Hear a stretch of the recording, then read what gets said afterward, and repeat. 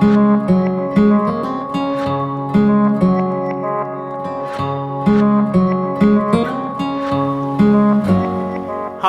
I'm Godin and welcome back to BG Tips and episode 6.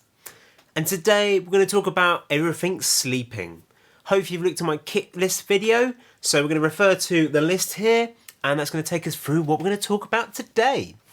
At the top of the list is going to be the tent or your shelter. The tent I use and always use is the Hubba NX.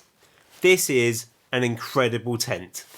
I love it to bits. It's the only one I've ever used, so I haven't got much experience with other ones, but I paid a lot of money to begin with and it was worth it. This thing, including the poles, comes to just over 1 kilogram, which is a pretty damn good. These go in my frame bag. It's a 1-pole system. And it all comes out. And inside there is also my pegs, which are super lightweight. Not great in sand if you've watched my North Coast 500 video, but then you can use rocks on the inside. So these are great pegs actually, been pretty damn good, although I did bend one. Now I have no idea how I managed it. They are really, really strong, but that happens and can't bend it back. You can set the inner up on its own, which is amazing, and you can set the outer up on its own and then put the inside in. I must recommend getting the footprint for it, which is the ground sheet for the tent. This stops your mat getting damaged and the tent getting damaged, but also stops your bottom of your tent getting a bit damp, which I have to say some people might disagree with me if you camp in a river. Just a bit of Scotland in the bags. Need to brush this up. Other than a tent, I do use sometimes a bivvy bag. This is the first bivvy bag I ever bought, and it's long before I bought a tent. I've used it a few times then. It's a Technicals, it's got a vent, breathable waterproof material. It's kept me dry, although I do find in the bivvy bag I'm never that dry. But you feel really stealth in it. If you don't know what a bivvy bag is, it's basically like a waterproof sleeping bag. You sleep in there, you put your sleeping bag in there and your roll mat. Doesn't mean you can't sit upright. And it is quite entertaining, but you're super stealth. If I'm camping in England, I'll take this, so I'm not really seen. You can get away with loads in this, it's brilliant. And what partners up with a bivvy bag often is a tarp. So this is a very cheap one I bought off of Van Gogh. It does the trick. We kind of use it when we're car camping quite a lot. But it's quite big and quite bulky. And when that's rolled up and packed up, it almost is bigger than my tent. But if you check out the video below, the amazing Brenda at the Suckle Touring Festival last year taught me how to make a tarp and gave me the one she made. And this has been spectacular. This has got loads of mounting points, really strongly made. I've used it many times and it's got me out of a lot of troubles, and it seems to pack down a little bit smaller. Other shelters I will take with me on most mountain biking trips are a very basic bivvy bag and this one called the Survival Bivvy. This means that if we're stuck or someone gets hurt, we're going to be safe. We also make sure we take a survival blanket with us on all rides. This gets stuffed in the bottom of your bag. You hope you never use it. It means someone's going to stay warm and you could be saving a life. So moving on down the list is the sleeping bag.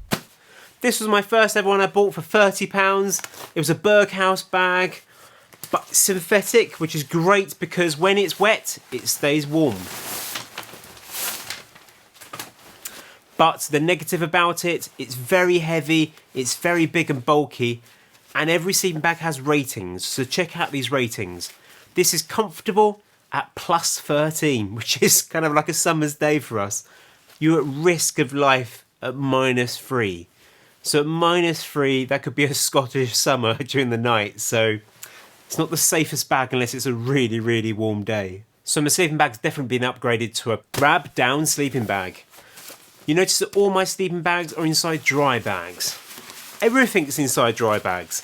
That means you don't want a soggy sleeping bag when you get there in the evening. So the big negative with using down is when it's wet, it's not warm. But the positives are they pack down super small and they are super warm and super light because all these feathers fluff up and become really, really warm and trap all that air and keep you toasty. So this one happens to be a Rab Infinity 300.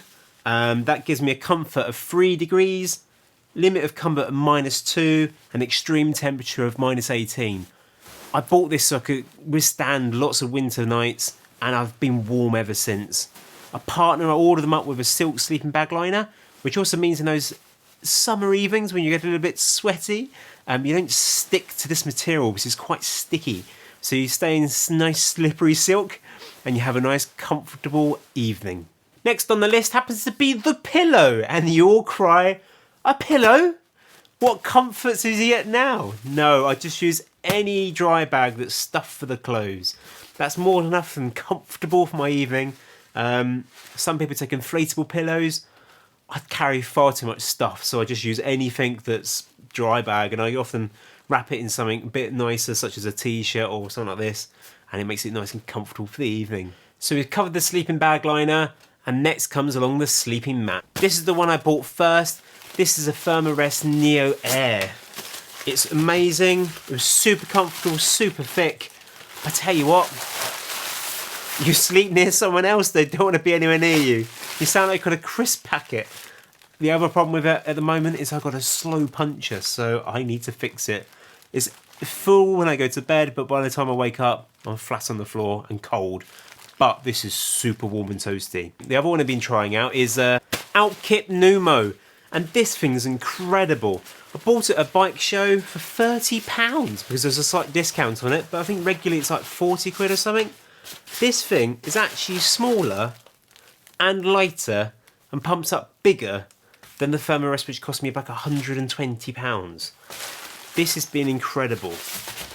The cells you sleep on are a little bit wider apart. I've had no problems. But when I do share my tent with 2 people, which has happened with far too many people now, I can fit both of these in there and be nice and comfortable.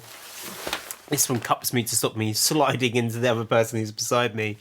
But yes, if you've had that pleasure of sharing a tent with me, you'll understand. And the last thing on my list is my head torch. This is a Petzl one. It goes to 300 lumen, which means if I'm stuck at night and I really need a head torch, I can ride along with it. But I also put it in my sleeping bag often because that's when I need it the most, because I'm trying to put my tent up and I might be scurrying around in the dark in my tent. So I often do stuff in there, or I put it in my electronics bag, so it goes in 2 places. I've also written on there, make sure you take spare batteries. You don't want to take a dead head torch with you. That is really no help, especially in winter when you're stuck. There is a couple of extra items which I haven't put on my list, which I want to quickly talk about with you. I once bought this micro fleece travel liner. This is brilliant. It adds a couple of degrees to your sleeping bag, which means if you haven't got the money to shell out, it's a bit tight in this bag, you can have a couple of degrees there for not a lot of money. I think this was like £20–30, and it's really quite comfortable. There's just one last item I want to mention today, and that is one thing I never thought I'd use, but it was essential. You must take it. Insert video now.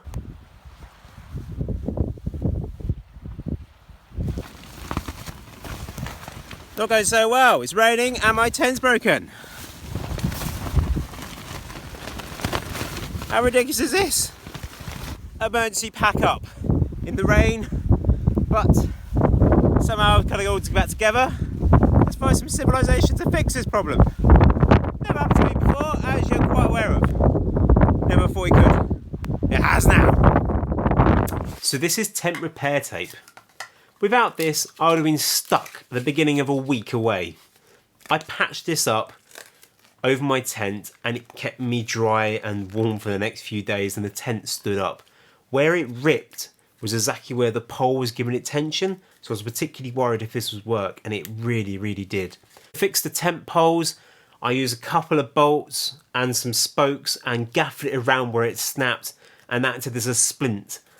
That was an amazing emergency repair. I never thought I'd need this. I just thought I'd just buy it and take it with me, but wow. Oh, and a quick bonus item.